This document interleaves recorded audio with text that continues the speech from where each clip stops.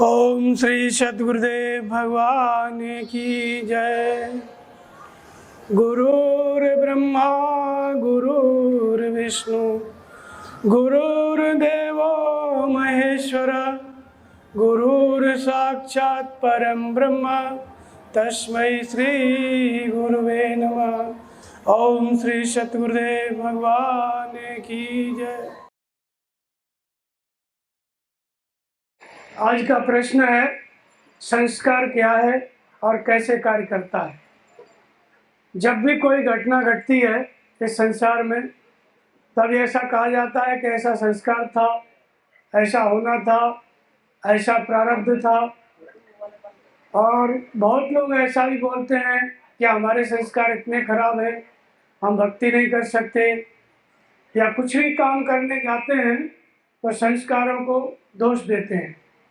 तो ये संस्कार क्या है और कैसे कार्य करते हैं, कितने प्रकार के होते हैं, इसी पर आज चर्चा करेंगे। संस्कार जो है दो प्रकार के होते हैं, शुभ और अशुभ। अशुभ संस्कार जो होते हैं उनको भजन करके शुभ संस्कारों से काटा जा सकता है, और शुभ संस्कार जो होते हैं वे भी बाद में कट जाते हैं, लेकिन कुछ ऐसे संस्कार होते हैं जिनको भोगना पड़ता है, कुछ ऐसे प्रारब्ध होते हैं जिनको भोगना पड़ता है। जैसे आप देखेंगे ये तीन प्रकार के संस्कार होते हैं। तीन प्रकार के कैसे होते हैं? जैसे एक लकीर है, पत्थर पे खींच दी, उसको छेनी से गढ़ दिया, उसको आप हाथ से नहीं मिटा सकते, घिसना पड़ेगा। और दूसरी लकीर है, जैसे मिट्टी पे, रेत पे आपने खींच दिया तो वो मिटाई जा सकती है धीरे धीरे। और तीसरा होता है पानी पे लकीर, इधर खींच दो उधर मिट जाती है। तो ऐसे ही संस्कार बनते और मिटते हैं। कुछ संस्कार ऐसे होते हैं जिनको आपने मन में सोचा लेकिन शरीर से नहीं किया, तो वो कैसा है, जैसे पानी पे रेखा खींचो और मिट गई। अब कुछ ऐसा संस्कार होता है कि जिसको आपने मन में सोचा और वो काम आपने शरीर से भी किया, जैसे किसी की हत्या कर दी, किसी का कुछ हड़प लिया या कुछ और कर दिया, आपने सोचा भी और किया भी। ये क्या है? ये पत्थर की लीक होते हैं, ये भोगने ही पड़ते हैं। चाहे जितना भी करो, तपस्या करोगे, भजन करोगे, तब भी ये आपके ऊपर आएंगे। और दूसरे जो मन में हमने सोचा लेकिन किया नहीं, वो कटते जाते हैं। तो इसलिए अवश्य में भोक्तव्यम कृतम कर्म शुभाशुभम, अवश्य ही भोगना पड़ता है, शुभ और अशुभ दोनों। तो शुभ क्या है? जिसको भोगना पड़ता है। अशुभ क्या है? जिसको भी भोगना पड़ता है। और ये जितने भी मनुष्य संसार में हैं या प्रत्येक जीव, वो सब संस्कार का ही परिणाम है। संस्कार ही शरीर बनता है, और मनुष्य संकल्प करके संस्कार निर्मित करता है। संस्कार का अर्थ क्या होता है? स माने वह परमात्मा जो आपके अंतःकरण में निवास करता है, उसका आंशिक आकार, उसकी आंशिक शक्ति हमारे विचारों के द्वारा, हमारे कृत्यों के द्वारा वो आत्मा की शक्ति फंस जाती है, एक घेरे में फंस जाती है। उसका नाम क्या है? संस्कार है। और हम शुभ या अशुभ कोई न कोई काम करते ही रहते हैं, तो जैसा जैसा हम काम करते हैं वैसे वैसे संस्कार बढ़ते जाते हैं। तो जाति देश काल अव्यवहिता नाम स्मृति संस्कारों एक रूपत्वात्। ये जो संस्कार हैं, इनके घटने में संस्कार जब कार्य करते हैं,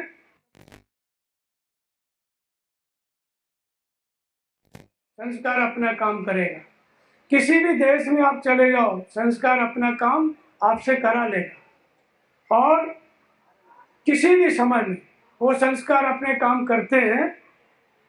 किस तरह से करते हैं, अब आपको यही इसी विषय पर बताते हैं कि शून्य वित्त नहीं चित्र रंग बिनु तन बिनु रखा चतेरे। जैसे ये कैसे बने हुए संस्कार?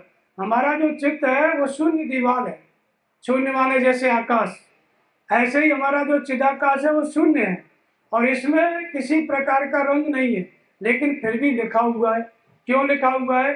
जैसे आप कुछ भी काम करते हैं वर्तमान में, इस शरीर से मन से सोचते हैं, वो सब आप प्रकट रूप में अभी कर रहे हैं, लेकिन जब आप नहीं रहेंगे तो जो उसकी आकृति है वो इस चित्त में विद्यमान रहती है, उसी का नाम संस्कार है। तो शून्य भीत पर चित्र रंग बिनु तन बिनु लिखा चतेरे। ये जो लिखने वाला है वो किसी शरीर किसी आकृति का नहीं है, वो काल जो है लिखता ही चला जाता है। और धोए मिटे न मरे, धोने से वो मिटता नहीं है। और दुख पाई एतन हेरे, जब तक इस शरीर में आप आओगे तब तक वो संस्कार आपको दुख देते रहेंगे। तो शुभ और अशुभ दो प्रकार के संस्कार होते हैं। पुण्य के संस्कार उनको कहते हैं, शुभ को पुण्य संस्कार भी कहते हैं, और उन्हीं को भजन के संस्कार भी कहते हैं। उनके द्वारा जो अशुभ संस्कार है, जन्म मृत्यु के चक्र में फेंकने वाले, उनको काटा जाता है। किस तरह से? जैसे आप देखेंगे महाभारत में पितामह भीष्म बहुत बड़े योद्धा थे। भगवान कृष्ण ने प्रतिज्ञा की थी कि हम इस युद्ध में अस्त्र शस्त्र नहीं उठाएंगे, और पितामह भीष्म को जब पता चला तो उन्होंने कहा कि आज मैं नारायण से शस्त्र उठवा दूंगा। इतना भीषण युद्ध किया कि शाम होते होते भगवान कृष्ण ने रथ का पहिया निकाल के चक्र के रूप में उठा लिया। तो भीष्म पितामह ने कहा कि आपने मेरी प्रतिज्ञा रखने के लिए अपनी प्रतिज्ञा तोड़ दी। भगवान ने कहा कि मैं भक्तों के लिए कुछ भी कर सकता हूँ। वही पितामह भीष्म जब सरसैया पर पड़े हुए थे तब सब पांडव लोग गए मिलने के लिए, और फिर पूछा कि पितामह ये किस जन्म का अपराध है? इतने बड़े भक्त थे भगवान के, इतने बड़े शूरवीर थे कि आजीवन अखंड ब्रह्मचर्य व्रत का पालन किए, हस्तिनापुर की रक्षा किए, और भगवान नारायण ने अस्त्र उठा लिया उनकी प्रतिज्ञा रखने के लिए। इतने बड़े भक्त थे लेकिन एक संस्कार को नहीं काट पाए। तो उन्होंने पूछा पांडवों ने कि पितामह ये जो आपको कष्ट मिल रहा है ये किस अपराध का परिणाम है, कौन सा संस्कार है? तो फिर पितामह भीष्म ने कहा कि एक समय में मैं राजकुमार था और शिकार पे चला गया, और उधर जो है चील ने भी शिकार किया सर्प का। सर्प जो है उसके मुंह से छूट करके मेरे ऊपर गिरा। जब मेरे ऊपर गिरा तो मैंने बाण की नोक से उसको ऐसे फेंक दिया और जाकर के हिंस के पेड़ पे गिरा। जैसे नागफनी का पेड़ होता है वैसे एक हिंस का पेड़ होता है, आप लोग नहीं जानते होंगे, लेकिन इधर होता है, वो मथुरा वृंदावन साइड में इधर होता है, तो सब जगह नहीं होता। उस पर वो गिरा सर्प, और 15-20 दिन में वो धीरे धीरे मरा तड़प तड़प के। वही दृश्य पितामह भीष्म के सामने था। जब वो 18 दिन तक सरसैया पे पड़े रहे, 20-25 दिन, तो वही दृश्य था। बोले उस जन्म का ये प्रायश्चित है। तो संस्कार अर्थात जो कुछ आपसे अशुभ हो गया आपके शरीर से, उसका भोग आपको भोगना ही पड़ेगा। ठीक इसी तरह से शुभ संस्कार कैसे भोगने पड़ते हैं। शुभ संस्कार की भी एक घटना है। एक बार एक उज्जैन की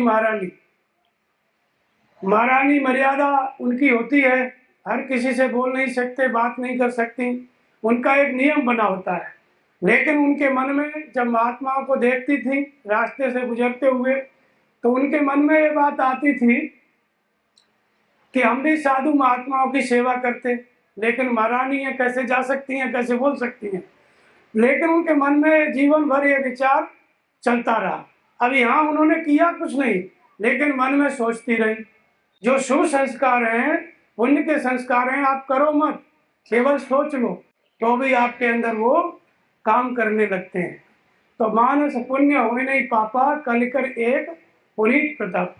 कलयुग का अर्थात सामान्य व्यक्ति जो रहता है वो कलयुग में रहता है, तो उसका एक बहुत बड़ा पुण्य है, एक प्रताप है कि आप मन से सोच लोगे कि मुझे इतना दान करना है, तीर्थों में जाना है, भजन करना है, महात्माओं की सेवा करनी है। आप शरीर से नहीं कर पाए तब भी आपको वो संस्कार बढ़ जाएगा। और इसी तरह से योग अनादि है ना, योग के संस्कार पड़ते हैं। आपने किसी महात्मा को देख लिया, केवल देखने मात्र से योग के संस्कार पड़ जाते हैं, कुछ सोचो चाहे मत सोचो। और ये संस्कार आगे बढ़ते हैं, मिटते नहीं है जल्दी। शुभ संस्कार तो वो महारानी इसी तरह विचार करते करते उसका जीवन पूरा हुआ। फिर अगला जन्म उसका हुआ एक सबर परिवार में, जिसको हम माता सबरी के नाम से जानते हैं। कौल वीरों की अनेकों जातियां होती हैं, उसमें एक सबर जाति होती है। स्वपच सबर खस जमन जड़ पावर कौल किरात अनाम नेत पावन परम होत भवन विख्यात। तो माता सबरी उस परिवार में उनका जन्म हुआ, और जन्म हुआ तो जैसी वहाँ की परंपरा, जैसा शरीर कौल भीलों के बच्चे होते हैं, थोड़ा उनका रंग सांवला होता है, इसी तरह से उनका भी शरीर की आकृति थी। तो उनका जब विवाह का समय आया तो उनके पिताजी ने विवाह तय किया, शादी तय की उन्हीं कौल भीलों में। और उसके बाद उसने मांगा कि हमको 100 मृगा, हमारी बारात आएगी उसकी दावत के लिए 100 मृगा चाहिए।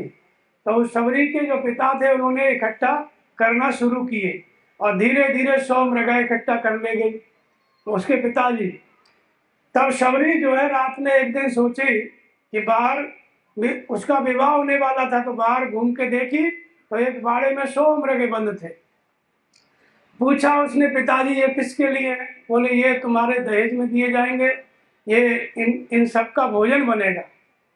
तब उसने विचार किया कि एक विवाह, एक पति बनाने के लिए हजारों सैकड़ों पतियों की हत्या होगी, इससे अच्छा है कि मैं विवाह ही न करूं। और ऐसा उसने सोचा सबरी ने, और पूरा वो खोल दिया जिसमें वो बंद थे। उसके बाद सब मृगे भाग गए और वो खुद सबरी भी चली गई। जंगल में मतंग ऋषि रहते थे, मतंग ऋषि के आश्रम में वो चली गई।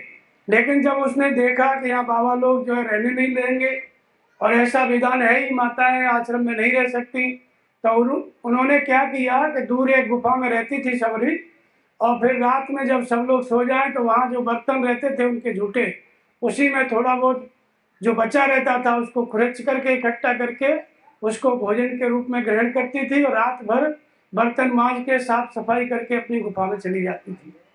ऐसा बहुत दिन तक क्रम चलता रहा। और उसके बाद क्या हुआ कि जो उनके गुरु महाराज थे मतंग ऋषि, उन्होंने देखा कि बड़ी साफ सफाई है और ये लोग आपस में झगड़ा भी नहीं करते। तब उन्होंने पूछा कि आजकल आश्रम में इतनी अच्छी स्वच्छता रहती है, इसका कारण क्या है? तो शिष्य लोग बोले कि हम लोग का भजन बहुत अच्छा है, हम भजन के प्रताप से रिद्धि सिद्धि सेवा कर रही है। तो गुरु महाराज ने कहा कि वो तो हम सब जानते हैं, कोई छुप करके हमारी सेवा कर रहा है, पता लगाओ। तो 2-3 दिन वो लोग रात में जगे तो सबरी को पकड़ लिए तो लेके आए गुरु महाराज के पास, बोले यही सेवा करती है। तब उन्होंने पूछा कि किस लिए आई? तो सबरी माता ने कहा कि ऐसे ऐसे हमारा विवाह होने वाला था, हमको विवाह नहीं करना था, हमको भजन करना है, भक्ति करना है।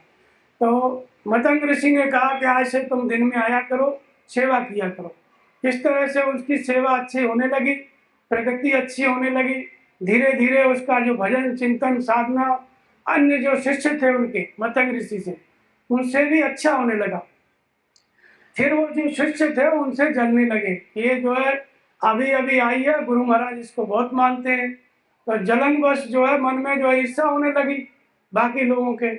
तो एक दिन मतंग ऋषि गए थे अगस्त ऋषि के यहाँ, वहाँ कोई भंडारा था। इसके बाद इन लोगों ने विचार किया कि इसको मार के फेंक दो। उसके बाद वो सबरी को बहुत मारा, और मारने से जो तालाब था, सरोवर था, उसका जो पानी था वो लाल हो गया, और अधमरा छोड़ के उसको डाल दिए उस सरोवर में। इसके बाद क्या हुआ, मतंग ऋषि आए तो उन्होंने कहा कि सबरी कहाँ है, इतनी अच्छी सेवा करती थी, क्यों नहीं दिख रही है? तो फिर उसको वहां से निकाल के लाए, किसी तरह से उसको जिंदा किए। फिर मतंग ऋषि सोचे कि जब हम नहीं होंगे तो इसको ये मार डालेंगे। तो मतंग ऋषि ने कहा कि अब तुम ऐसा करो, कहीं जंगल में जाके वहां पे एक कुटिया बनवा दी है, बोले यहाँ सेवा किया करो, और भगवान राम जब तक आ नहीं जाए तब तक ये तुलसी का पेड़ है, ये जब फलेगा फूलेगा समझो भगवान आने वाले हैं, उसके बाद जो है भगवान तुम्हें मिल जाएंगे। सबरी चली गई अपना, और उसके बाद तो इस तरह से माता सबरी जो है फिर भजन करने लगी। और फिर एक समय आया कि भगवान राम उस वन में आए, उनको प्राप्ति हुई भगवान की। फिर वो दूसरे शिष्य थे, तालाब का पानी विषैला हो गया था, कीड़े पड़ गए थे, तो भगवान राम से आग्रह किया कि आप चलें हमारे तालाब में, अपना पैर स्पर्श कर दें चरण, ताकि वो भी शुद्ध हो जाए। तो पूछे कि हुआ कैसे ये, इसमें कीड़े क्यों पड़े? तो उन्होंने बताया कि हमसे एक अपराध हुआ, शबरी को हमने बहुत मारा और ऐसे से इसमें फेंक दिया था, लेकिन वो किसी तरह से बच गई। तो भगवान राम ने कहा कि शबरी का ही पैर धो के डाल दो और फिर जो है ये जल शुद्ध हो जाएगा। जल शुद्ध हो गया, उसके बाद वो भी भजन करने लगे सभी। तो भगवान राम ने कहा कि जात पात कुल धर्म बढ़ाई, जो सबको त्याग करके मेरा भजन करता है, पुरुष नपुंसक नारी बा जीव चराचर कोय, असर भाग भज कपट तज मोह परम प्रिय सो। और मुझे परम प्रिय है, चाहे स्त्री हो, चाहे पुरुष हो, चाहे नपुंसक हो, सब मेरा भजन कर सकते हैं। और इसलिए भगवान के सामने शबरी ने प्रार्थना किया कि अधम ते अधम अधम अति नारी और तेनुमा मैं मत मंद आगारी, ऐसा उसने विनय किया। और भगवान ने कहा कि नहीं, मम दर्शन फल परम अनुपा और जीव पाव निज सहज स्वरूप। वो जो संस्कार था कहाँ से शुरू हुआ?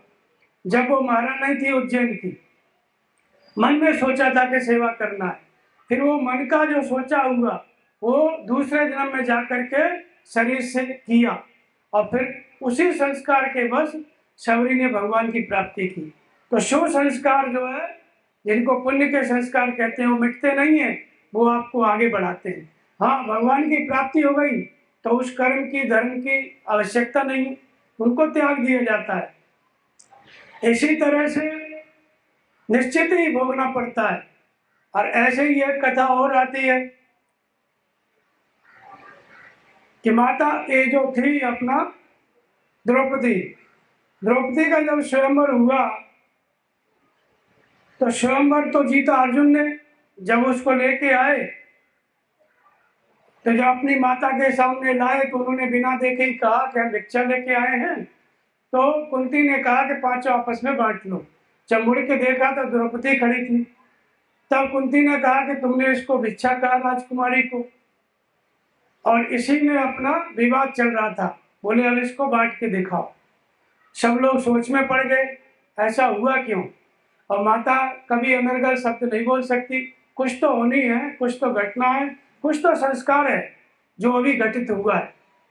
अब इस बात को सब लोग नहीं समझ पा रहे थे कौन सा संस्कार है, लेकिन भगवान कृष्ण आ गए। तब तक भगवान कृष्ण ये जानते थे, पिछले जन्म में द्रौपदी जो थी भगवान शिव की आराधना की, आराधना की तो भगवान प्रसन्न हुए। प्रसन्न हुए तो भगवान शिव ने कहा कि वरदान मांगो। तो वरदान मांगने के लिए जब कहा तो द्रौपदी ने वरदान मांगा कि मेरा जो पति हो वो सर्वश्रेष्ठ धर्मात्मा हो, इस पृथ्वी से पर जो है उससे बड़ा धर्मात्मा और कोई ना हो। फिर भगवान शिव ने कहा कि मस्तु। फिर दूसरा वरदान मांगा कि वो सबसे बड़ा बलशाली हो, शक्तिशाली हो। फिर भगवान ने कहा कि मस्तु। और तीसरा वरदान मांगा कि सबसे बड़ा धनुर्धर हो, एक मस्तु कहा। और फिर चौथा मांगा कि सबसे सुंदर हो, और पांचवा उसने मांगा कि सबसे विद्वान हो और विनयशील हो। तो ये पांचों गुण एक व्यक्ति में एक साथ नहीं मिल सकते। जो बहुत बड़ा धर्मात्मा होगा वो ज्यादा बलशाली नहीं होगा, पहलवान नहीं होगा, उसका एक अलग प्रकृति होता है। और बहुत बड़ा पहलवान होगा वो विद्वान नहीं हो सकता है। ऐसे सब एक दूसरे के विपरीत गुण थे, तो ये पांचों एक में नहीं मिल सकते थे। तो भगवान शंकर ने मस्तु कहा, तो उसी वरदान जो है वही द्रौपदी का जो वरदान था पिछले जन्म का, ये 5 पांडव के रूप में खड़ा है। इसने मांगा था, भगवान ने दिया। अब ये तो इस द्रौपदी से ही पूछो कि ऐसा क्यों मांगा। तो जो अवश्य में भोक्तव्यम, जो कुछ आपने किया ये शुभ संस्कार था। उसने भजन किया, भगवान शिव की आराधना की और उसने मांगा, इसके बदले में ये मिला। तो जो कुछ सोचा, जो कुछ किया, संस्कार में जो था वो घटित हुआ। तो इस तरह से संस्कार कार्य करते हैं। ऐसे ही एक और घटना है भारत की। भारत में हिंदुओं के जो अंतिम सम्राट थे वो थे अनंगपाल सिंह। ये जिनके वंश में ये पृथ्वीराज चौहान हुए। अनंगपाल सिंह जो थे वो दिल्ली के राजा थे उस समय, हिंदू अंतिम सम्राट। उनको 3 रानियां थी, लेकिन तीनों में किसी को पुत्र नहीं था। और बहुत समय बीत गया और वो बड़े धर्मात्मा थे राजा अनंगपाल सिंह। ऐसे ही समय बीतता चला गया। एक बार एक उत्तराखंड से महात्मा आए तो उन्होंने आशीर्वाद दिया कि आपको पुत्र होगा। कुछ दिन बाद जो सबसे छोटी रानी थी उसके गर्भ के लक्षण दिखाई पड़े, तो अनंगपाल सिंह ने सोचा कि अब ये पुत्र तो हो ही जाएगा, अब क्यों ना वो महात्मा उत्तराखंड में रहते हैं, हम भी चले जाएं तीर्थ यात्रा पे, उनकी जाके सेवा करें। ऐसा विचार करके अनंगपाल सिंह तीर्थ यात्रा पे चले गए। और अनंगपाल सिंह की जो बहन थी वो अग्निपाल को उसका विवाह हुआ था, ब्याही हुई थी। अजमेर के राजा थे अग्निपाल। तो अग्निपाल के जो लड़के थे वो थे पृथ्वीराज चौहान, मतलब उनकी लड़की के लड़के थे अनंगपाल की। तो पृथ्वीराज चौहान बड़े थे, तो अनंगपाल सिंह उनको अपना राज्य, जब मेरा राज्य देखना, जब तक मैं लौट के आता हूँ तब तक देखना, और इस रानी को पुत्र भी होने वाला है, इसकी भी देखभाल करना। तो पृथ्वीराज चौहान को वो राज्य सौंप करके चले गए अनंगपाल सिंह। अब क्या हुआ, धीरे धीरे वो तो चले गए तीर्थ यात्रा में, वो लौटे ही नहीं। और इधर इनको पुत्र हुआ तो पहले ऐसा नियम था कि राजा लोग उसका ज्योतिष में, उसके भाग्य में क्या लिखा है, वो कैसा होगा, ज्योतिषियों को दिखाते थे। तो इस पुत्र को जब दिखाया तो ज्योतिषियों ने कहा कि ये तुम्हारा काल है, जो पुत्र हुआ था। अब पृथ्वीराज चौहान घबरा गए, उनको लगा जब काल है तो इसको यहाँ रखने से क्या मिलेगा। फिर उन्होंने जल्लादों को कहा कि इसको बाहर कहीं फेंक दो, और वो ले जा करके एक गुफा के दरवाजे पे उस बालक को रख के आ गए जल्लाद। फेंके नहीं, मारे नहीं। जब इसने पूछा कि उसको मार दिए तो उन्होंने कहा कि हाँ हम फेंक के आ गए। और उधर क्या था, उस गुफा में एक फकीर था गजनी का, वो अपना वहाँ भजन करते थे। वो पुत्र जो है उनको मिला, और उसके बाद उन्होंने नाम रखा, गर माने गुफा होता है, तब गौरी, और मोहम्मद माने भगवान के द्वारा प्रदान किया हुआ, तो उसका नाम रखा मोहम्मद गौरी। और उसको लेकर के वो चले गए समरकंद गजनी, जो इस समय अफगानिस्तान में। वहाँ उनका लालन पालन हुआ, फिर बढ़िया उनकी शिक्षा दीक्षा हुई, वहाँ के वो सुल्तान हो गए। और इसके बाद फिर उन्होंने बताया कि तुम्हारी राज्य थी और इस समय पृथ्वीराज ने उस पर कब्जा कर लिया है। और तब उसने अपने मन में सोचा कि मैं अपनी राज्य वापस लूंगा। इसके बाद फिर उसने 16-17 बार चढ़ाई की भारत। 17वीं बार वो पृथ्वीराज को जीत लिया और ले जा करके दोनों आंख निकलवा दी। और उस समय उसके मन में क्या था, वो राज्य मेरा है, क्योंकि वो जानता था कि मैं मुसलमान नहीं हूँ, हिंदू हूँ। लेकिन क्या था, ऐसा क्यों हुआ, क्योंकि वो एक संस्कार था, वो यहाँ का रक्त संबंध था। इसलिए उसने वापस जो है यहाँ पे हमला किया और फिर इस पृथ्वीराज को हराया। तो ये संस्कार बस ये सब घटना घटती है। तो इसी तरह से किसी भी देश में चला जाए, उसका संस्कार है तो वो चाहे कितनी भी दूर चला जाए लौट के आएगा, फिर अपना काम करेगा। ये संस्कारों की गति है, आबाद होती है। तो ये जो संस्कार होते हैं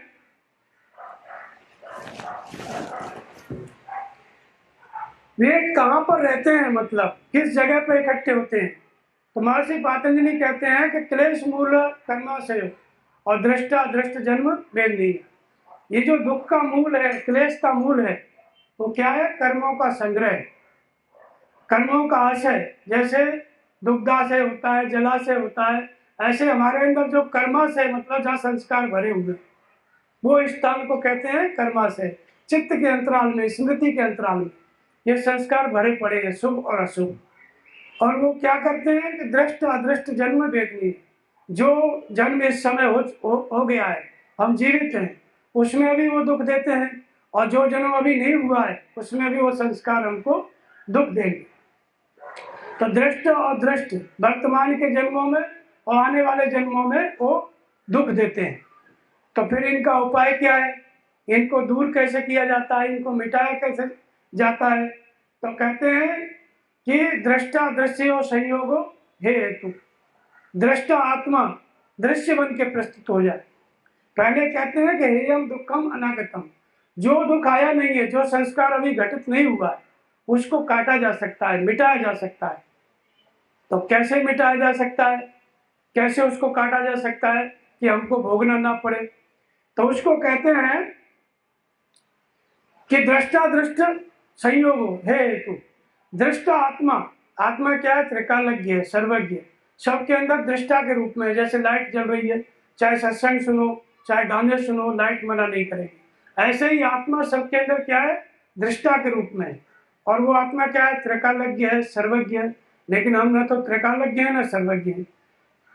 आत्मा त्रिकालज्ञ है, लेकिन उसी आत्मा से संयुक्त व्यक्ति दूसरे को अपना भविष्य दिखाता है कि भैया क्या लिखा है देख इसमें, और जबकि आत्मा त्रिकालज्ञ उसी के पास है। तो ये जो इसकी त्रिकालज्ञता हमारे काम में कैसे आए, हम कैसे समझे कि जो आने वाला दुख है 10 दिन बाद, वो हमें पहले पता चल जाए और उसका उपाय हम करने लगे तो उससे हम बच जाए। ये स्थिति कैसे प्रकट हो? तो उसको कहते हैं कि दृष्टा दृश्य संयोगो हेतु। इसको नष्ट करने का उपाय क्या है? दृष्टा और दृश्य का संयोग, अर्थात दृष्टा आत्मा दृश्य बन के प्रस्तुत हो जाए। जो हमारे अंदर अच्छे और बुरे संस्कार पड़े हुए हैं, वे हमको घटने से पहले दिखाई पड़ने लगे, घटना घटने से पहले दिखाई पड़ने लगे, तो हम उनसे बच सकते हैं। उसी को कहा गया दृष्टा दृश्य संयोग। और उसके बाद जब बच सकते हैं, जब दिखाई देगा आने वाले दुख को हम समझ सकते हैं, तभी हम बच पाएंगे। तो ये दृष्टा और दृश्य का संयोग कैसे होता है, इसके लिए हमको क्या करना पड़ेगा? तो इसके लिए ऐसा महापुरुष जिसने दृष्टा दृश्य संयोग जिसके अंदर हो गया, जिसने अपने संपूर्ण संस्कारों को, कर्म संस्कारों को काट लिया, जीत लिया, समाप्त कर दिया, संपूर्ण दुखों से मुक्त हो गया, ऐसा महापुरुष हमको मिले, तब जाकर के ये दृष्टा आत्मा दृश्य बन के हमारे सामने हमको मार्गदर्शन करेगा। तो दृष्टा दृश्य संयोग का मतलब है कि आत्मा जागृत होकर के मार्गदर्शन करने लगे, ये करो ये मत करो, ये सही है ये गलत है, ऐसे भगवान आपको बताने लगे। इस परिस्थिति का हमारे अंदर ये घटना घटने लगे मन में, तो इसको कहते हैं दृष्टा दृश्य का संयोग। और इसी के होने पर ही हम अपने दुखों को, अपने संस्कारों को काट सकते हैं। तो ये होगा कैसे? तो सबसे पहले तो इसके लिए वो महापुरुष मिलना जरूरी है जिसने संपूर्ण संस्कारों को काट दिया और इस धरती पर जो है। तो वो महापुरुष कैसे होते हैं उनके बारे में बताते हैं कि क्लेश कर्म विपाक आशय अपरामृष्ट पुरुष विशेष ईश्वर। क्लेश होते हैं 5, अविद्या, अस्मिता, राग, द्वेष, अभिनिवेश। इन 5 क्लेशों से प्रेरित होकर के हम शुभ अशुभ कर्म करते हैं, और कर्म इकट्ठा होता है तो उसको कहते हैं क्लेश कर्म विपाक आशय। जब इकट्ठा होता है तो उसको आशय कहते हैं, और विपाक माने परिणाम। जब इकट्ठा हो रहा है हमारी स्मृति में तो वो परिणाम देंगे। परिणाम कैसे देते हैं कि सत्य मूल तद विपाक को जात आयुर्भेदा। जब तक वो मूल विद्यमान है, क्लेशों का संग्रह, संस्कारों का संग्रह, तब हमें क्या मिलेगा? जात आयु भोगा, हमको जन्म मिलेगा। और जन्म जब मिलता है तो उसकी आयु निश्चित रहती है। वो जो ब्लूप्रिंट है वो पहले से वो संस्कार के रूप में है, और उसी संस्कार पे हमको जन्म मिलता है। तो जिस दिन जन्म होता है उसी दिन मृत्यु भी निश्चित है। उस शरीर में सब कुछ उसमें संचित है। तो शब्द मूल तद विपाक, जब तक ये मूल विद्यमान है, जब तक क्लेशों के संग्रह हैं, संस्कार हैं, तब तक जो है जन्म, आयु और भोग हमको इस धरती पर मिलता ही रहेगा। जन्म मिलेगा, आयु निश्चित होगी, आयु मिलेगी, और दुख और सुख भोगने के लिए मिलेगा। और जब ये भोगने के लिए मिलता है तो उसके 2 परिणाम होते हैं, आह्लाद और परिताप।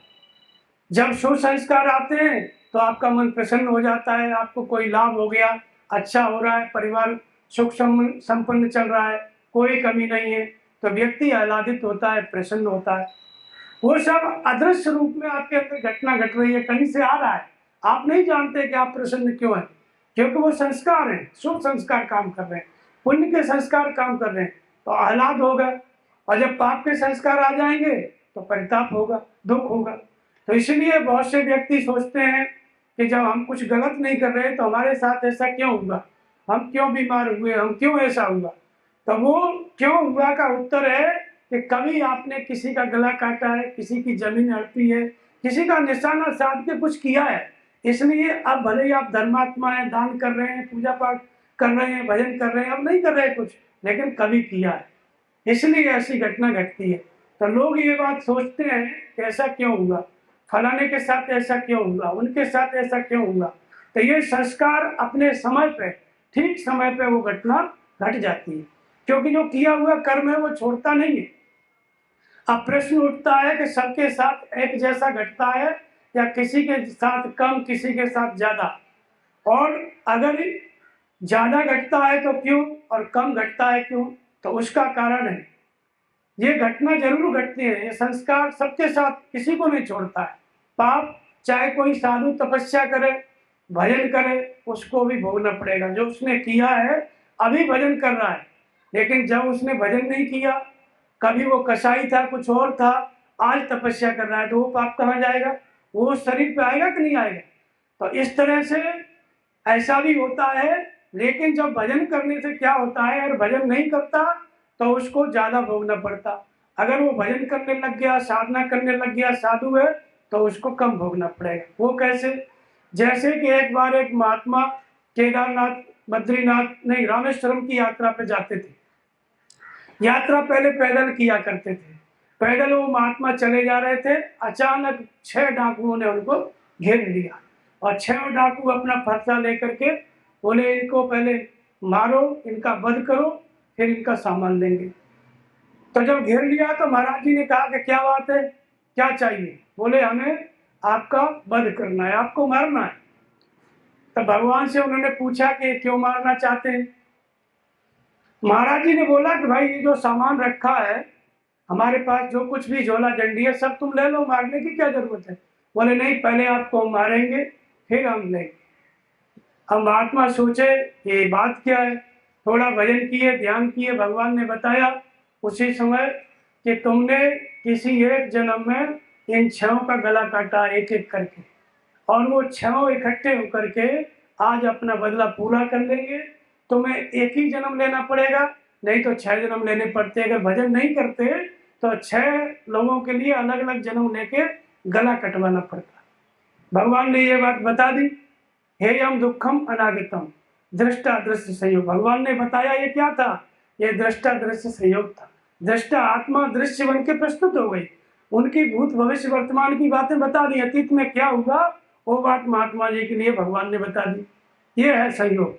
जब बता दिया तो हेयम दुखम अनागतम, जो दुख आने वाला है उसको मिटाया जा सकता है, उपाय किया जा सकता है, दिखाई दे गया। तो जब महात्मा जी को दिखाई दिया तो उन्होंने कहा कि अब तो भगवान बोल दिए तो बात सही है। वो तुरंत मरने के लिए तैयार हो गए, क्योंकि भगवान बता दिए, ज्ञान हो गया कि ये घटना घटनी ही है, इसको चाहे आप कुछ भी करो। लेकिन देखो भजन का प्रभाव, जब महात्मा तैयार हो गए कि भाई ठीक है हम बैठ जाते हैं भजन में, ध्यान में, तुम अपना काट लो, काटो हमारा गला। महात्मा जी जब तैयार हो गए तो वो जो 6 डाकू थे उनका मन परिवर्तित हो गया, मन बदल गया। उन्होंने पूछा कि महाराज जी अभी तो आप तैयार नहीं थे, अचानक तैयार कैसे हो गए।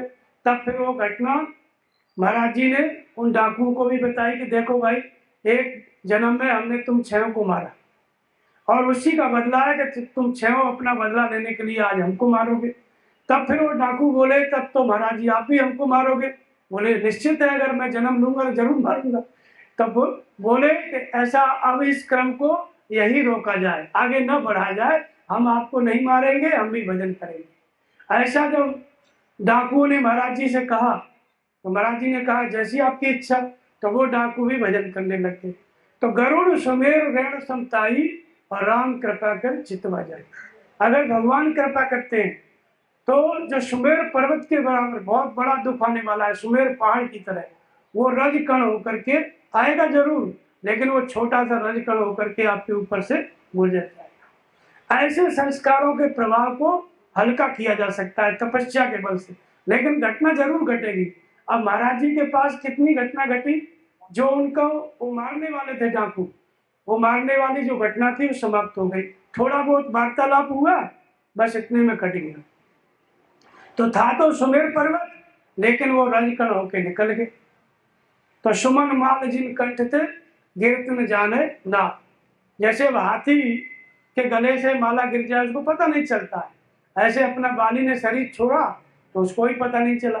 तो इसी तरह से ये घटना, ये संस्कार जो हमने किया है, अवश्य में भोक्तव्यम कर्तम कर्म शुभाशुभम, वो आता जरूर है, लेकिन जो तपस्या कर रहा है, भजन कर रहा है, वो बहुत बड़ा पहाड़ की तरह आएगा, वो छोटे रूप में आकर के चला जाएगा। भोगने में जरूर आएगा, लेकिन वो कम आएगा। तो ये जो संस्कार हैं, ये कहाँ रहते हैं, किस रूप में रहते हैं?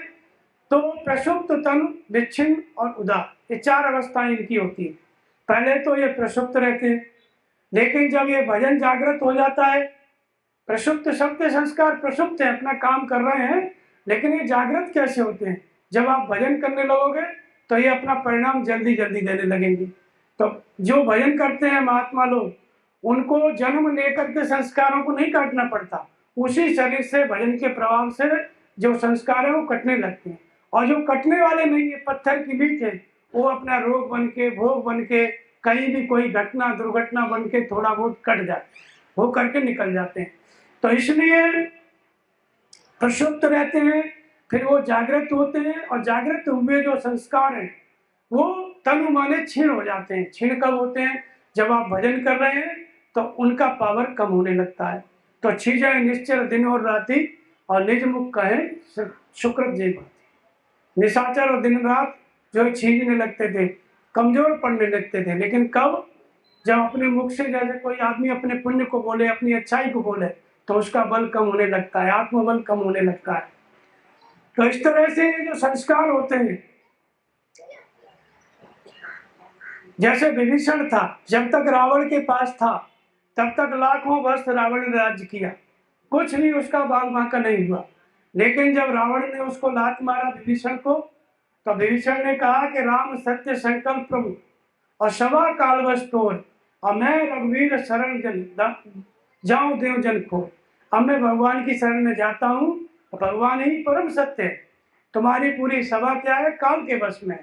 अस्कय चला विभीषण जब ही, आयुहीन भय सब तभी। जैसे विभीषण राम की शरण में चले गए, वैसे ही निशाचरों की आयु समाप्त हो गई, आयुहीन हो गए, और उसी दिन से मरने का तांता लग गया। फिर ये मरा, वो मरा, युद्ध में सब मारे गए। तो बताओ ये क्या है विभीषण? ये विभीषण कोई और नहीं है, विभीषण माने जीव रूपी विभीषण। प्रत्येक व्यक्ति विभीषण है, प्रत्येक व्यक्ति का जीवात्मा क्या है? विभीषण है। जब तक वो संसार में अपना लात खा रहा है, घर परिवार मोह में जकड़ा हुआ है, काम धंधे में, तब तक वो रावण उसको लात मारता रहता है, कोई फर्क नहीं पड़ता। लेकिन जब उसको वैराग्य हो जाता है, तब उसको जब वो छोड़ के चलता है संसार को, तो एक एक पग आगे बढ़े कोट नियम के समान। जैसे ही छोड़ा, वैसे जितने विकार है, काम है, क्रोध है, लोभ है, मोह है, ये जो संस्कार के रूप में हमारे अंदर, ये सब की आयु समाप्त हो जाती है। और विभीषण मिल गया भगवान राम से, तुरंत तो लंकापति बना दिया उन्होंने। इधर जाके मिला और उन्होंने राज तिलक कर दिया, और उसके बाद जो है सच में वो लंका का राजा बन गया, रावण मारा गया। तो ये रावण का परिवार क्या है? यही संस्कार हमारे आपके अंदर, जो संस्कार क्या है? जो हमने किया है, इस शरीर से किया है, मन में सोचा है, किसी का भला बुरा सोचा है, वो सब हमारे अंदर पड़ा है स्मृति के रूप में। स्मृति और संस्कार का एक ही रूप है। हम जब संस्कार कैसे बनते हैं हमारे मन में? हम स्मरण करते हैं, पहले विचार करते हैं, फिर शरीर से करने लग जाते हैं। तो स्मरण किया और शरीर से नहीं किया तब भी आत्मा फंसती है, लेकिन वो हल्का संस्कार है। और स्मरण किया और शरीर से भी कर डाला, तब वो पत्थर की लीक हो जाता है, वो गहरा संस्कार है। उसको ही भोगने के लिए ये रोग है, दुर्घटना है हमारे साथ जो घटती है, जो परेशानी आती है, दिक्कत आती है, ये सब इन्हीं संस्कारों के कारण आती है, जो हमने दूसरे का बुरा किया है, इस शरीर से किया है, तो हमारे साथ भी किसी न किसी जन्म में बुरा होगा। तो इस तरह, और ये संस्कार किसी को छोड़ते नहीं है, ये घटना घटती है। जैसे महाराज जी तपस्या की है, लेकिन वो डाकुओं ने घेरा कि नहीं घेरा? तो इसलिए तपस्या करने वाले का क्या होता है कि बहुत बड़ा पाप है, थोड़े में कट जाता है, भगवान अपने ऊपर ले लेते हैं। इस तरह से तो ये जागृति जो होती है जिससे हम देख सकते हैं, वो किसके द्वारा होती है? तो क्लेश कर्म विपाक आशय अपरामृष्ट पुरुष विशेष ईश्वर। ईश्वर कौन है? महर्षि पतंजलि के अनुसार आप लोग सब लोग जो जानते हैं, वो जनता का जो ईश्वर है वो तो मंदिरों में है, तीर्थों में है, कोई आकाश में मानता है। लेकिन महर्षि पतंजलि कहते हैं कि ईश्वर आकाश पाताल में नहीं है, ईश्वर इसी मनुष्य शरीर में। कौन सा मनुष्य ईश्वर है? तो क्लेश कर्म विपाक आशय, क्लेशों से प्रेरित होने वाले अच्छे और बुरे कर्म, और कर्म इकट्ठा होता है तो आशय संग्रह, और जब वो संग्रह परिणाम देता है तो उसको कहते हैं विपाक। विपाक माने परिणाम, अच्छा और बुरा परिणाम देता है। परिणाम देगा तो कहाँ देगा? इस शरीर पे देगा, शरीर से हमको दुख और सुख मिलेगा। तो क्लेश कर्म विपाक और आशय, भला बुरा जो परिणाम है उससे जो मुक्त हो गया है इस शरीर के रहते रहते, मुक्त होने का मतलब शरीर से अभी जीवित है, जिसको हम आंखों से देख सकते हैं, और इन क्लेशों से मुक्त हो गया है, संस्कारों से मुक्त हो गया है, ऐसा विशेष पुरुष क्या है? वो ईश्वर है, जिसे आप देख सकते हैं वो ईश्वर है। तो बंदा गुरुपद कंज कृपा सिंधु नर रूप हरि महामोहतम पुंज जास वचन रवि करी कर। मैं गुरु महाराज के चरणों की वंदना करता हूँ। कौन से गुरु? सदगुरु नहीं, जो इस धरती पर हरि स्वरूप है, नारायण स्वरूप है, वो गुरु, उसी को पतंजलि कहते हैं क्लेश कर्मों से मुक्त विशेष पुरुष ईश्वर। तो उनका नाम क्या है? शरीर का नाम तो कुछ भी हो सकता है, जैसा माता पिता रखते हैं वो शरीर का नाम रहता है। जिस साधु सन्यासी हो गए वो नाम थोड़ा बदल के हो जाता है, चेंज हो जाता है, किसी का चेंज नहीं भी होता है तो वो नाम हो गया, वो नाम को नहीं जपना है। तस्य वाचक प्रणव, उनका जो वास्तविक नाम होता है वो क्या है? प्रत्येक महापुरुष जो आज तक धरती पे हुए, आगे होंगे, उन सबका एक ही नाम है, सबका कॉमन नाम है प्रणव। प्रणव किसको कहते हैं? ओम को कहते हैं। प्रणव क्यों कहते हैं उनको? प्राण और अव, जैसे आप किसी का अर्क निकालते हो, जैसे अमृता सब आयुर्वेद में नहीं निकाला जाता, अर्क निकाल दिया तो उसको आशव कहते हैं। ऐसे ही हमारे प्राणों के अंतराल से जो प्राण तत्व है, जो आत्म तत्व है, उसको इकट्ठा कर लेता है, उसको हम क्या कहते हैं? प्रणव, और उसी को हम ओम कहते हैं। ये जो ओम है, ये प्रणव है, ये महापुरुष का भी नाम है, परमात्मा की का भी नाम है, सबका नाम है। ये प्रणव क्यों है? क्योंकि प्राणों के अंदर जो आत्मा व्यय है, संस्कारों में, विकारों में, उसको खींच के अपने में इकट्ठा कर लेता है, उसके आशय को, उसके सार को, इसलिए इसको प्रणव कहते हैं, इसी को ओम कहते हैं। ओम माने वह अविनाशी परमात्मा, अहम माने आप स्वयं, चाहे आप स्त्री हैं, चाहे पुरुष हैं, चाहे हिंदू हैं, चाहे मुसलमान हैं। ओम का मतलब है आपके अंदर रहने वाला परमात्मा। तो तस्य वाचक प्रणव, ये प्रणव क्या है? उस परमात्मा का नाम है, महापुरुष का नाम है। इसका क्या करना है? तद जप तदंत भावना, इसका तू जप कर, इसका जप कर, और उनके अर्थ स्वरूप जो महापुरुष हैं, जिसने नाम जपते जपते संपूर्ण कर्म संस्कारों को काट लिया, जो क्लेश कर्मों से मुक्त हो गए, वो इसके अर्थ स्वरूप है। सब व्यक्ति नहीं, जिसने ये स्थिति पाई, क्लेश से मुक्त हुए और इस धरती पर हैं, वो क्या है? वो इस ओम के अर्थ स्वरूप है, वो भगवान के स्वरूप है। उनका स्मरण करना है, उनका ध्यान करना है, उनका बार बार स्मरण करना है, और प्रणव का जप करना है। ये दो प्रक्रिया जब आप करने लगेंगे, नाम का जप पहले आप करेंगे तो हृदय में जो ईश्वर है वो आपको प्रेरणा करके बाहर कौन है अर्थ स्वरूप, उसकी पहचान करा देगा, क्योंकि ईश्वर हृदय में रहता है। ईश्वर सब भूता नाम हृदय से जल तिष्ठति।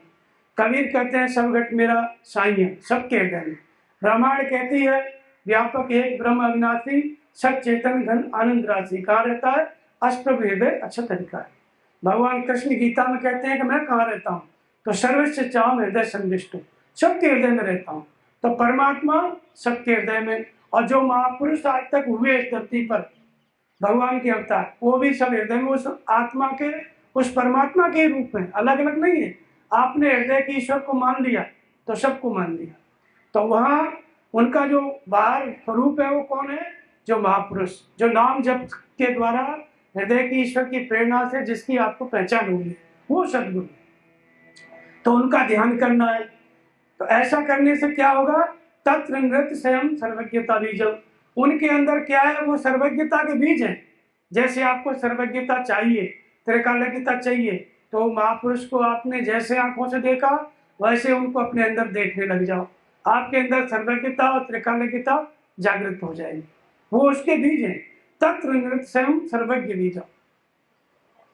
तो इसलिए ये दृष्ट सर्वज्ञता की जागृति, त्रिकालज्ञता की जागृति किससे होती है, महापुरुष के स्वरूप के स्मरण से और नाम के जप से। जब आप नाम जपने लग गए, महापुरुष के स्वरूप का स्मरण करने लग गए, तो श्री गुरु पद नख मणिगण ज्योति सुमिरत दिव्य दृष्टि होती। जैसे ही आप चरणों का ध्यान करेंगे, जैसे आपने आंखों से देखा है वैसे अपने हृदय में देखेंगे, तो आपके अंदर से दिव्य दृष्टि अर्थात त्रिकालज्ञता, उसी को दृष्टा दृश्य संयोग कहते हैं, जो आपके आने वाले संस्कारों को, जिसके द्वारा आप देख सकते हो, पहले आने वाले दुख को पहले जान सकते हो, वो दृष्टा दृश्य संयोग या देख दृष्टि या त्रिकालज्ञता या आत्मा की जागृति, वो एक ही बात है। वो जब जागृति हो गई तब आप अपने संस्कारों को काट सकते हैं। तो किस तरह से ये काटने में आते हैं, रामचरितमानस में भी इसको बताया कि भगवान राम जब मिलते हैं कुंभज ऋषि से, तो फिर वो कुंभज ऋषि से पूछते हैं कि मैं कहाँ रहूं। तो पहले तो बोलते हैं कि आप सर्वत्र हैं, सब जगह, फिर बोलते हैं कि आप पंचवटी में रहो, और फिर हालचाल होता है तो कुंभज ऋषि भगवान राम से कहते हैं कि तुम्हारे भजन प्रभाव अगारी और जानो महिमा कछुक तुम्हारी, तुम्हारे भजन के प्रभाव से थोड़ी बहुत तुम्हारी महिमा जानता हूँ, सब नहीं जानता हूँ, थोड़ी बहुत जानता हूँ। तो क्या महिमा जानते हैं, तो कहते हैं कि उमर तल विशाल तब माया, आपकी जो माया है वो उमर के पेड़ के समान है। उमर का पेड़ होता है, गुलर का पेड़ आपने देखा होगा, उस पर बहुत सारे फल लगे रहते हैं, और उन फलों में क्या है, जब आप फोड़ोगे ना तो उसमें छोटे छोटे जंतु निकलेंगे, मच्छर की तरह छोटे छोटे। तो उसी को बताते हैं कि संस्कार कैसे हमारे अंदर पड़े हुए हैं और कैसे काम करते हैं, इस बात को यहाँ पे बताया जा रहा है। तो उमर तल विशाल तब माया और फल ब्रह्मांड अनेक निकाय, ये माया क्या है, उमर के वृक्ष के समान है। बाहर का जो अनंत ब्रह्मांड है ये क्या है, ये उमर के वृक्ष के समान है, लेकिन वो हमारे अंदर कैसे है, हमारे अंदर वो माया की, उसका क्या स्वरूप है, हम कहाँ पे खड़े हैं। तो कहते हैं उमर तल विशाल तब माया फल ब्रह्मांड अनेक निकाय, ये अनेक बाहर ब्रह्मांड है ना, वो एक एक फल है, और जैसे बाहर का ब्रह्मांड है वैसे ये शरीर भी एक ब्रह्मांड है, ये भी एक फल है गुलर का शरीर। अंगा जी कहते हैं गुलर फल समान तब लंका, जब रावण से उनका संवाद होता है तो कहते हैं तुम्हारी लंका कुछ नहीं है, हम बंदर लोग गुलर के फल को रोज खाते रहते हैं, और ये लंका गुलर के फल के समान है, थोड़ा भी समय नहीं लगेगा, हम लोग खा लेंगे इसको, ऐसे अंगद जी रावण से बोलते हैं। तो ये गुलर का फल क्या है, ये हमारा ये शरीर है, और गुलर पर फल अनेक ब्रह्मांड निकाया, वो जो फल है वो अनेक ब्रह्मांड है, बाहर वाला ब्रह्मांड और धरती पर जितने शरीर है वो सब एक एक शरीर, एक एक ब्रह्मांड है। अब उस गुलर के फल में क्या होता है, जंतु होते हैं, तो वो जंतु क्या है, इस शरीर में जंतु क्या है, तो कहते हैं जीव चराचर जंतु समाना और भीतर बसेन जाने आना। वो जंतु क्या है, वो जंतु ये संस्कार है, और वो अनंत संस्कार हमारी स्मृति में शरीर के अंतराल में पड़े हुए हैं। एक संस्कार से एक शरीर ये मिल गया है जिसमें आप जी रहे हैं, लेकिन आगे कौन सा शरीर मिलेगा, पशु का मिलेगा, मनुष्य का मिलेगा, पक्षी का मिलेगा, हम नहीं जानते, कोई नहीं जानता। उसी बात को महर्षि कुंभज कह रहे हैं कि फल अनेक ब्रह्मांड निकाया जीव चराचर जंतु समाना और भीतर बसे जाने। ये जो जीव है इस फल के अंतराल में, जीव माने जो संस्कार है, वो इस मनुष्य शरीर में, इस स्मृति में वो संस्कार पड़े हुए हैं, अनंत संस्कार, और एक दूसरे की स्थिति नहीं जानते, भीतर बसते हैं, लेकिन किस संस्कार से कौन सा शरीर मिलेगा हम भी नहीं जानते, और अगले जन्म में जो संस्कार से जो शरीर मिलेगा और तब भी हम नहीं जान पाएंगे, क्योंकि एक दूसरे की स्थिति नहीं जानते। उसको कहते हैं भगवान राम से कि ते फल भक्षण कठिन कराला और तब भय डरत सदा सो काला। इन फलों का भक्षण कौन करता है, काल, कठिन करा। जब समय आएगा, काल माने कोई ऐसा नहीं है कि भैंसा की तरह कोई यमराज आएगा आपको, वो बात नहीं है, काल माने समय होता है, समय आएगा तो ये शरीर अपने आप समाप्त हो जाएगा।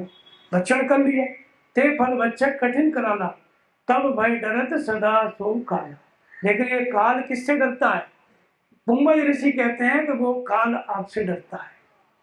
वो काल केवल आपसे डरता है, आपसे ही उस काल को जीता जा सकता है, आप ही उस काल को समाप्त कर सकते हो।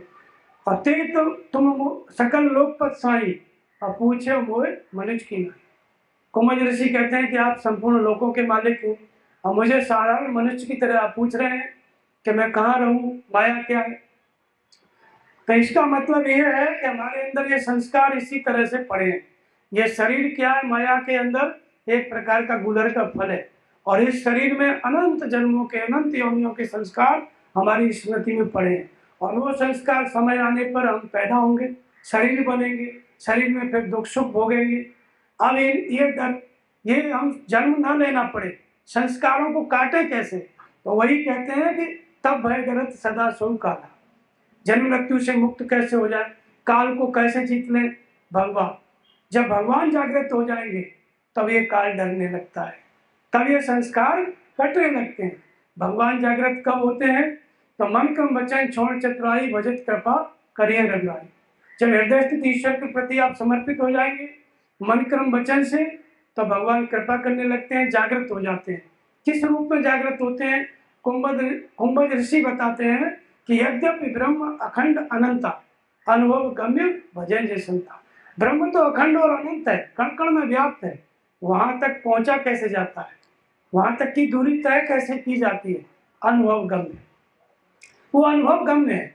अनुभव गम्य का मतलब ये नहीं है किसी को पढ़ाने का अनुभव है तो वो कहता है मुझे पढ़ाने का अनुभव है, किसी को और किसी चीज का अनुभव है। हर व्यक्ति के पास अनुभव होता है, हर व्यक्ति के पास, किसानों के पास खेती करने का, जो जहाँ बिल्डिंग बना रहा है बिल्डिंग बनाने का, वो अनुभव नहीं। अन माने अतीत, भव माने संसार, भव माने संसार। संसार क्या है हमारा? भव क्या है? भव माने होना, हम जो हो चुके हैं अतीत में वो हमारा संसार है। वर्तमान में इस शरीर से हम हैं, हमने जितने भी संबंध बनाए हैं वो भी हमारा संसार है। भविष्य में हम होंगे, शरीर से पैदा होंगे दूसरे जन्म में, वो भी हमारा संसार है। तो भव माने, इसको भव प्रवाह कहते हैं। एक जन्म मिल गया ऐसी बात नहीं, पता नहीं कितने जन्म से आत्मा भटकती चली आ रही है, आगे कब तक भटकेंगे कोई लेखा जोखा नहीं है। इसको भव प्रवाह कहते हैं। अन माने अतीत, जो इस संसार से अतीत करा देने वाली जागृति है, संसार से मुक्त करा देने वाली जागृति है, उस जागृति का नाम है अनुभव। और वो जागृति क्या है? जिस स्तर पर हम खड़े हैं, हमारी प्रार्थना, हमारा नाम का जप ऐसा हो कि भगवान, जिस भगवान को हम चाहते हैं जो हमारे हृदय में, हमारी प्रार्थना के द्वारा, नाम जप के द्वारा वो भगवान अवतरित हो जाए, प्रकट हो जाए, जागृत हो जाए और हमको मार्गदर्शन करने लगे, ये करो ये मत करो। कैसे भगवान मार्गदर्शन करते हैं? तब ये क्लेश, ये दुख, ये संस्कार कटते हैं।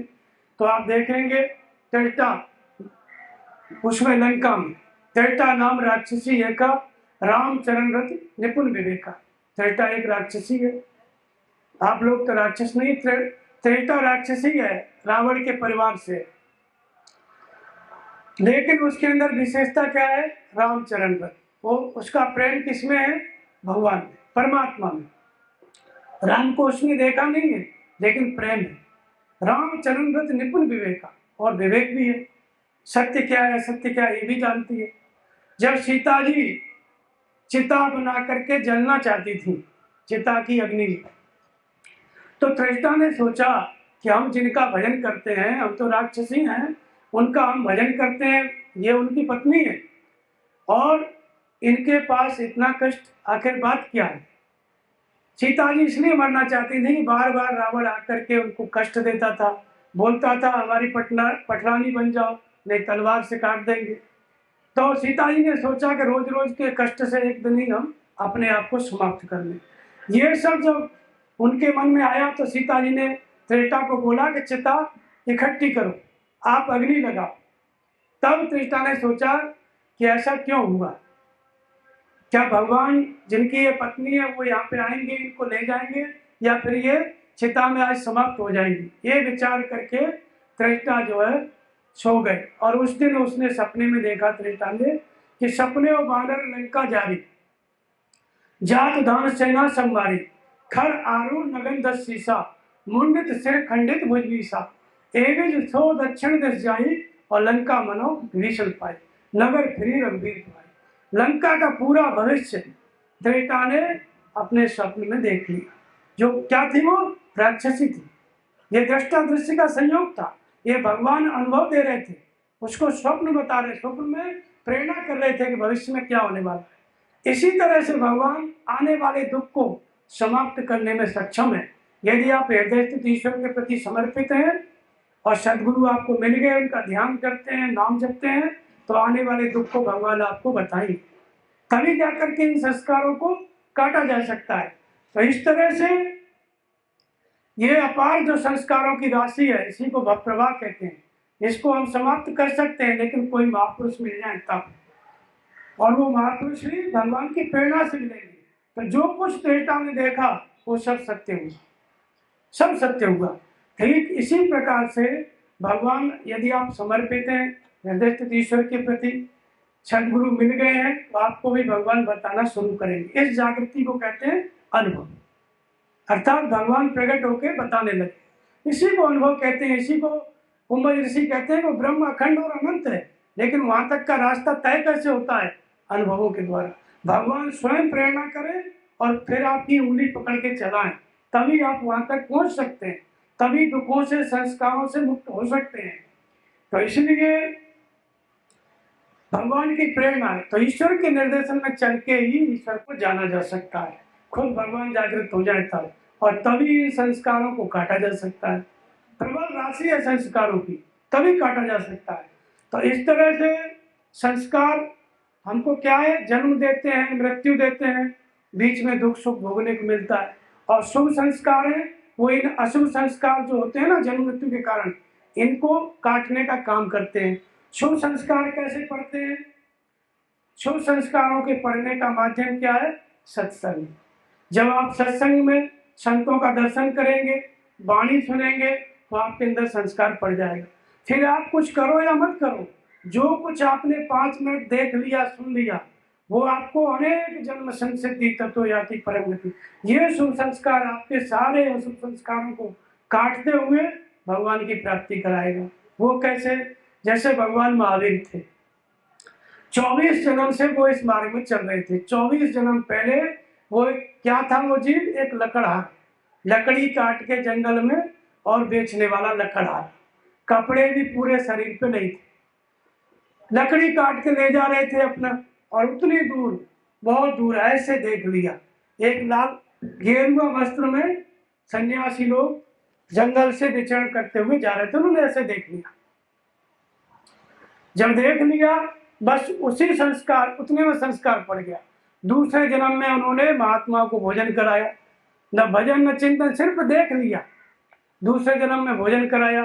तीसरे जन्म में वो खुद जो है एक राज परिवार में पैदा हुए।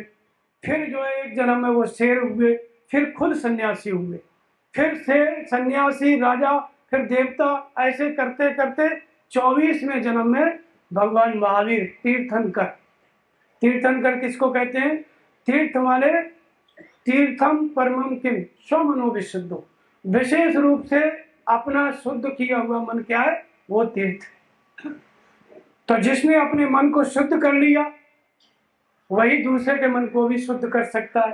तो तीर्थंकर जो स्वयं पवित्र हो और दूसरे को भी पवित्र करने की क्षमता रखता हो, इसलिए उनको क्या कहा गया? तीर्थंकर। तो 24 जन्म में वो जीव भगवान महावीर के रूप में परिवर्तित हो गया, 24 जन्म में। इसी तरह महात्मा बुद्ध 200 जन्म से चल रहे थे, और 200 जन्म बाद वो जो राजकुमार थे सिद्धार्थ, वो भगवान बुद्ध के रूप में परिवर्तित हो गए। इस तरह से ये जो संस्कार होते हैं वो अपने समय पे काम करते रहते हैं। वो चाहे आप पशु योनि में भी चले जाओगे तो वहां पे भी आपको ये भान रहेगा कि हम कौन थे। जैसे कागभूषण जी थे, उनके गुरु महाराज मिले उनको, तो गुरु महाराज से के प्रति उनके अंदर थोड़ा अभिमान आ गया, प्रणाम नहीं किए। गुरु महाराज ने तो कुछ नहीं बोला, उन्होंने क्षमा कर दिया, लेकिन भगवान शिव उनको श्राप दे दिए कि जा अजगर हो जा। अपने गुरु का प्रणाम नहीं किया, जा अजगर हो जा। अब वो अजगर तो हो गए, लेकिन उनके गुरु महाराज ने जब प्रार्थना किया तो फिर भगवान शिव ने कहा कि तुम्हारे मन में बिल्कुल भी क्रोध नहीं है, सम्यक बोध है तुमको, अति कृपाल चित्त सम्यक बोधा, तदपि तुम्हारे साधुता देखी यहीं पर करियो कृपा ऋषि से। भगवान कहते हैं तुम्हारी साधुता देखकर मैं इस पर कृपा करूंगा। जदप कीन इन दारुण पापा, इसने तो बहुत बड़ा अपराध किया है, पाप किया है, लेकिन मैं जो है तुम्हारी साधुता देख करके इसके ऊपर कृपा करूंगा। क्या कृपा की है? कौनो जन्म मिटे नहीं ज्ञाना, सुनो शूद्रमम वचन प्रभा। उस जन्म में वो शूद्र थे। भगवान शिव ने कहा कि किसी भी जन्म में जो ये गुरु महाराज ने तुम्हें बताया, तुमने जो नाम जप किया मंदिर में बैठ करके, जहां तक दूरी तय कर लिए वो किसी जन्म में समाप्त नहीं होगा। ये शुभ संस्कार है, आगे ही बढ़ाएगा आपको हर जन्म में। किसी भी जन्म में ये कौन है जन्म मिटे नहीं ज्ञाना, सुना शूद्रम वचन और अव्याहत गति संग प्रसाद। अव्याहत गति तुमको रहेगी, कहीं कोई व्यवधान नहीं आएगा, हर जन्म में ज्ञान रहेगा। और हुआ भी ऐसा ही, जैसे ही उनका शरीर छूटे 1000 जन्म उन्होंने अजगर के लिए, 1000 जन्म पश्चात अजगर का लेने के पश्चात फिर वो दूसरे जन्म में चरम देह दुज के में पाई। 1000 जन्म अजगर का भोगने के बाद फिर ब्राह्मण शरीर में, ब्राह्मण के परिवार में पैदा हुए। और वहां पैदा होते ही माँ बाप ने व्यवस्था कर दी पढ़ाने लिखाने की, सभी के माँ बाप करते हैं, लेकिन उनको अच्छा नहीं लगता था। हारे पिता पढ़ाए पढ़ाई, प्रेम मगन मोय कछु सुहाई, कव खगेश कवन अभागी, खरी सेव सुर धेनु त्यागी। ऐसा कौन सा अभागा व्यक्ति होगा, कामधेनु गाय दरवाजे पे बंधी है और गधई का दूध पिएगा। तो इसी तरह से जो पढ़ाई थी जिसको सामान्य माँ बाप कराते हैं, वो उनकी दृष्टि में गधई का दूध थी, और कामधेनु का दूध क्या थी, जो भजन में लो लगी थी। कौन सी लो? 1000 जन्म पहले गुरु महाराज ने जो उपदेश दिया, वो उपदेश 1000 जन्म बाद उनकी स्मृति पे आ गया। क्यों? क्योंकि संस्कार और स्मृति एक ही चीज है। जो संस्कार तब पड़ा था, 1000 जन्म बाद वो संस्कार उभर के आ गया। क्या आया? गुरु के वचन सुरत कर राम चरण मन लाग, और रघुपत जस गावत फिरऊं छन छन नव। गुरु के वचन सूरत में आ गए, उभर के आ गए। भगवान कृष्ण इसी को कहते हैं तत्र तम बुद्धि संयोगम लवते पौरव देखा। पुरानी जो साधना जहां से छूटी और किसी कारणवश उसका शरीर छूटा या मार्ग से विचलित हुआ, जैसे ही वो जन्म लेता है अनायास ही उस साधना को पकड़ लेता है। जहां साधना छूटी अनायास पूर्व के संयोग को प्राप्त हो जाता है, बिना किसी प्रयास के। भगवान कृष्ण इसको कहते हैं। और फिर कहते हैं कि अनेक जन्म संसिद्धि ततो याति परम गति। अनेक जन्मों से चलने वाला वो शिथिल प्रज्ञ वाला योगी भी परम गति को प्राप्त हो जाता है। ये संस्कार का ही परिणाम है, योग के संस्कार का। योग का संस्कार कब पूरा होता है, कब समाप्त होता है? जब आपको भगवान की प्राप्ति करा देता है। कालभूषण जी के अंदर वो संस्कार उभर गया, साधना जागृत हो गई, गुरु के वचन याद आ गए, और फिर वो जाए जंगल में, और फिर उनको एक गुरु मिले लोमस ऋषि, वहां पे उनको फिर श्राप मिला, फिर कौवा हुए। लेकिन कौवा होने के बाद भी ज्ञान वैसा का वैसा ही, संस्कार काम कर रहा है। कौवा हो गए तो भी ज्ञान घटा नहीं, कुछ भी हो जाए, जो ज्ञान मिल गया, जो आत्मा जागृति है, जो कार्य कर रही है, जो साधना, आप कौवा हो जाओ, कुत्ता बिल्ली हो जाओ, वो ज्ञान समाप्त नहीं होता है। इसलिए भगवान कहते हैं ना कृष्ण, नेहा विक्रम नाशोस्ति प्रत्यवायनु विद्यते स्वल्प मुपश्य धर्मस्य त्रायते महतो भया। इस गीतोक्त साधना पद्धति का, इस नियत कर्म का थोड़ा सा भी आचरण व्यक्ति ने कर दिया, थोड़ी देर भी बैठ कर के नाम जप लिया, ध्यान कर लिया, तो अनेक जन्मों में वो महान जन्म मृत्यु के भय से उद्धार करने वाला होता है, जन्म मृत्यु से पार करा देगा। तो ये संस्कार जो योग के संस्कार होते हैं, आपने महापुरुष को देख लिया, जे चितये प्रभु जिन प्रभु हेरे ते सब भये परम पंचोगी। आपने किसी महात्मा को देख लिया, कोई बात नहीं, महात्मा ने आपको देख लिया, दोनों स्थिति में संस्कार पड़ जाएंगे। तरबूज को छुरी पे मारो, छुरी को तरबूज पे मारो, कटना तरबूज को ही। ऐसे ही दोनों स्थिति में संस्कार पड़ जाते हैं। और ये संस्कार आपको, इसको योग का संस्कार कहते हैं, पुण्य का संस्कार कहते हैं, शुभ संस्कार कहते हैं। ये संस्कार जब भगवान की प्राप्ति हो जाती है तो इनका भी त्याग हो जाता है, इसकी आवश्यकता नहीं रह जाती है। तो इस तरह से ये संस्कार प्रत्येक जन्म में आपको आगे बढ़ाता है शुभ संस्कार, और अशुभ संस्कार होता है उसको भोगना पड़ता है, उसको काटना पड़ता है। आप भजन करके काट सकते हो या जन्म लेकर के भोग सकते हो, दो ही उपाय। या तो भजन करो तो जो 10 जन्म आपको लेने हैं भोगने के लिए, तो महात्मा जी की तरह एक ही जन्म में सब इकट्ठा हो जाएगा, उसी भजन करते करते सब कट जाएगा। तो इसलिए ये संस्कारों को काटने का तरीका क्या है? मंत्र महामणि विषय व्याल के और मैठत कठिन कुंक भाई। मंत्र जो है महान मणि है, जो विषय रूपी जो व्याल है, सर्प है, उसके प्रभाव को समाप्त कर देता है। तो मंत्र क्या है? मंत्र का मतलब ये नहीं कि कहीं जाके गुरु मंत्र ले लो या ओम नमो भगवते वासुदेवाय जपने लगो, वो सब नहीं। मंत्र का मतलब होता है ईश्वर प्राप्ति का उपाय। मंत्र माने उपाय। कौन सा उपाय? भगवान की प्राप्ति करा देने वाला उपाय, आपके हृदय से जागृत हो जाए, आपके अंतःकरण से जागृत हो जाए, न कि कान में फूकने वाला मंत्र, और अर्थात साधना की जागृति। तो ये जो साधारण नाम है, जैसे ओम अथवा राम, कोई भी एक नाम चुन लो, कभी राम कभी ओम, ऐसी बात नहीं, दोनों का अर्थ एक ही है।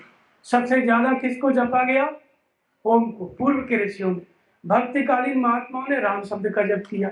ओम का मतलब क्या है? ओम माने वो अविनाशी तत्व, अहम माने आप स्वयं, जिसका निवास आपके अंदर है। ओमित्य का अक्षरम ब्रह्म, जो अक्षय ब्रह्म का परिचायक है। राम क्या है? रमनते योग राम, जो आपके हृदय में रमण करता है। राम ब्रह्म व्यापक जग जाना, जो ब्रह्म है उसका संबोधन है। जो अर्थ ओम का है वही अर्थ राम का है, अलग अलग नहीं है। किसी एक नाम को चुन लो। और फिर ये नाम मंत्र कब बनता है? पहले ये नाम जप होता है। जब तक आप जीव से जप रहे हो तब तक क्या है? नाम का जप है, बैखरी मध्यमा। और जब ये पश्चंती में चला जाता है, ये नाम का जप पश्चंती में जपा नहीं जाता है, नाम को महसूस किया जाता है, सुना जाता है। कहाँ पर? श्वास में। श्वास कहते हैं, ये जो श्वास अंदर जाती है इसको प्राण कहते हैं, बाहर जाती है इसको अपान कहते हैं, इसी को श्वास प्रश्वास कहते हैं। तो जब श्वास अंदर गई तो उसको देखो, इसी श्वास के द्वारा आप संसार से जुड़े हो, इसी श्वास के द्वारा आप भीतर परमात्मा से जुड़ सकते हो। कब? जब इसको आप देखने लगोगे तब। जैसे ही श्वास देखोगे वैसे ही आप परमात्मा से जुड़ जाओगे, और जब तक आप श्वास नहीं देख रहे हो तो संसार से तो जुड़े ही। तो इसके लिए श्वास को देखने तक की दूरी हमें कैसे तय करनी है? नाम जप के द्वारा। जैसे जीव से जपना है, ओम ओम ओम, जीव से जपो, बोल के जपो, फिर धीरे धीरे खुद ही बोलो खुद ही सुनो। ये दूसरा मध्यम श्रेणी का जप है। और तीसरा क्या है? पश्चिम। पश्चिम माने देखना, या देखना है, यहाँ जपना नहीं है, देखना है। किसको देखना है? श्वास। ये जो श्वास है इसी रास्ते से अंदर जाती है और इसी रास्ते से बाहर आती है। 2.5 सेकंड में श्वास अंदर जा करके बाहर आ जाती है। तो जब श्वास अंदर प्रवेश करे तो उसके साथ साथ अपनी कल्पना को, अपनी मन की दृष्टि को दौड़ाओ। जैसे जैसे श्वास जाती जाए तालु का स्पर्श करते हुए, मेरुदंड का स्पर्श करते हुए नाभि तक जाती है, वहां तक इस मन को ले जाओ, और वापस निकले तो साथ साथ वापस बाहर तक मन को लाओ। जब ये देखने में आ जाए श्वास, तब अंदर गई तो ओम, बाहर आई तो ओम। किस दृष्टि से इसको हम देखते हैं? आंखों से आप नहीं देख सकते। श्वास को देखने की जो दृष्टि होती है उसको हम सूरत कहते हैं। कबीर ने इसको सूरत कहा है, मन की दृष्टि। ये सूरत क्या होती है? जैसे आप यहाँ बैठे हैं, हम बोल रहे हैं, आप सुन रहे हैं, लेकिन अचानक कोई आके कान में बोल दे कि ये हो गया, घर में चोरी हो गई या कुछ हो गया, तो आपको मेरी बात सुनाई नहीं देगी, सब कुछ दिखाई पड़ेगा यहीं पर। जो वस्तु नहीं है और उसका नक्शा खींच के आपके आगे ले आती है, उसी का नाम सूरत है। इसी दृष्टि से श्वास का भजन किया जाता है, जप किया जाता है।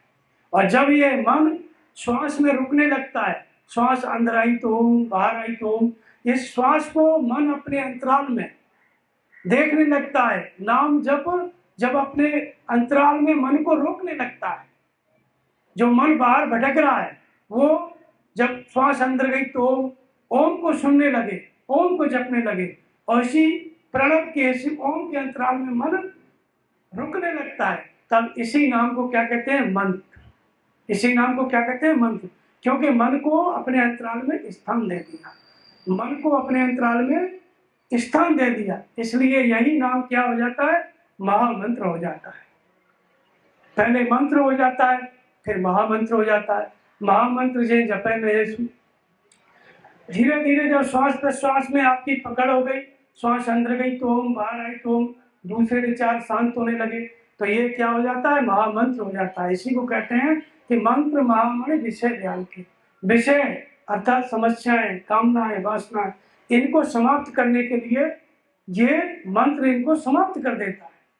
लेकिन कब? जब श्वास में जपने में आने लगे, तब ये मंत्र साधारण नाम क्या हो जाता है? मंत्र हो जाता है। यहां से ये संस्कारों को काटने लगता है। इसके पहले संस्कार नहीं कटते। जैसे ही श्वास में आप भजन करने लगोगे, संस्कार कटने लगेंगे और आने वाले दुखों को भगवान आपको बताने लगेंगे। स्वप्न के द्वारा, अंग फड़कन के द्वारा, ध्यान में जब मन रुकेगा तो उस दृश्य के द्वारा भगवान बताने लगेंगे कि आने वाला दुख क्या है, आने वाला सुख क्या है, उस चीज। तो ये जब मंत्र मन के अंतराल में रुकने की क्षमता आ जाती है, तब भगवान बताने लगते हैं और तभी बात भी समझ में आती है। इसके पहले समझ में भी कम आता है। फिर यही जब और आगे चलता है तो महामंत्र कब होता है? परा की अवस्था में।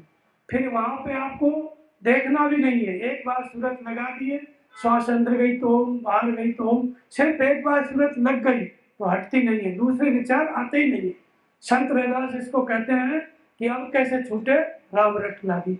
हमारी समस्या रहती है कि मन नहीं लग रहा है। संत रैदास की समस्या है कि मन हट नहीं रहा है। इधर उधर दौड़ाते हैं तो वहां भी नाम जपने लगता है। पेड़ पत्थर पानी कहीं भी देखते हैं, वहीं पर नाम जपने लगता है, हटता ही नहीं है। इसको महामंत्र कहते हैं, इसी को परावाणी कहते हैं। यहाँ आकर के सारे संस्कार कट जाते हैं, समाप्त हो जाते हैं। जब सारे अशुभ संस्कार कट गए, जन्म मृत्यु के कारण समाप्त हो गए, तो शुभ संस्कार की भी आवश्यकता नहीं। तो शुभ अशुभ परित्यागी भक्त मानवे प्रिय मन। ऐसा भक्त जिसने शुभ और अशुभ संस्कारों को काट दिया है, समाप्त कर दिया है, तो वो किसको प्रिय है? भगवान को प्रिय है। हमको भगवान प्रिय है, ये साधारण बात है। लेकिन हम यदि भगवान को प्रिय हो जाते हैं तो ये विशेष बात है। भगवान को हम प्रिय कब होते हैं? जब शुभ और अशुभ संस्कारों को हम भजन करके काट देते हैं, तब भगवान को हम प्रिय होते हैं। तो भगवान किसको प्रिय मानते हैं, किससे प्रेम करते हैं? जो अपने शुभ और अशुभ संस्कारों को जिसने काट दिया। तो इसलिए जिन्हें डारे कर्म सब खोए, बलिहारी ऐसे सदगुरु की। सभी समाप्त कर दिए कर्म, ऐसे सदगुरु के प्रति हमको समर्पित होना है। तो इस तरह से ये कर्म संस्कार हैं और ये संस्कार मनुष्य को भिन्न भिन्न योनियों में ले जाते हैं। लेकिन इनके काटने का उपाय क्या है? नाम का जप, इसी को मंत्र कहा गया है, और अनुभव की जागृति। वो संस्कार जो हमारे ऊपर घट रहा है वो हमें दिखाई पड़ने लगे। तो प्रसुप्त अवस्था में रहते हैं, फिर जागृति हो गई तो ये क्षीण होने लगते हैं। जैसे जैसे नाम आप जपोगे ये संस्कार क्षीण होने लगेंगे। और एक समय में एक ही संस्कार काम करता है। जब एक समय में कोई संस्कार, कोई विकार काम करता है, तब उस अवस्था को क्या कहते हैं? विच्छिन्न अवस्था। जैसे आपके अंदर क्रोध आया है तो उस समय में सिर्फ आपको क्रोध ही काम करेगा, काम नहीं आएगा, लोभ नहीं आएगा और कुछ नहीं आएगा, सिर्फ क्रोध काम करेगा। और जब आपके अंदर काम आ गया तो क्रोध नहीं आएगा। तो इसलिए एक समय में एक ही विकार, एक ही संस्कार काम करता है। इस अवस्था को क्या कहते हैं? विच्छिन्न अवस्था। और चौथी अवस्था क्या है? उदार अवस्था।